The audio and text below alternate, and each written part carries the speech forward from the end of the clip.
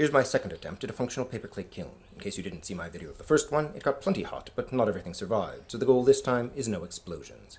Going in, we have birdie number 2, who's made of paperclay, my little bear friend, who's made of ordinary clay. This really quick creature study, bisqued and wrapped with copper, steel wool, and baking soda soaked yarn. I've been referring to him as the test flasher. Last, there's a pinch bowl that I soaked in a baking soda solution, and of course, cone pack. This time, instead of papering a teepee fire, I've made a frame from bamboo and tape. The cardboard hat is its chimney. Beautiful construction, I know. I should take up basket weaving.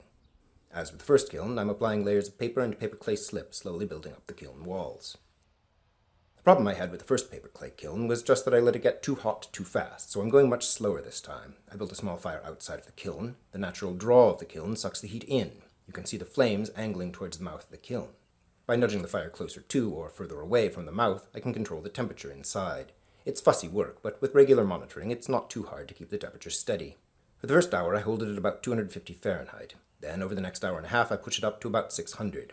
At this point, the inside of the kiln catches, which jumps the temperature quickly to about 800. So, I go ahead and push the fire inside the kiln. The temperature rises quickly now. After about 1000 degrees, I start gently forcing the air with a small fan. The first cone is down. The kiln is probably at about 1400 degrees Fahrenheit now. The temperature seems to have stabilized at about 1600 Fahrenheit. Though I could probably push it a little higher, I've decided it's time to call it. Turns out firing a kiln is hot, tiring work. Even going so much slower through the first few hundred degrees of the firing, total firing time is still only about 4.5 hours. So how did we do? Pretty good, it turns out. A low uniform bisque, no damage to any of the test subjects. The pinch bowl looks great, except that pieces of the kiln fell into it and fused to the soda glaze. The test flasher is a little underwhelming, but I like the effect of the steel wool where it made contact.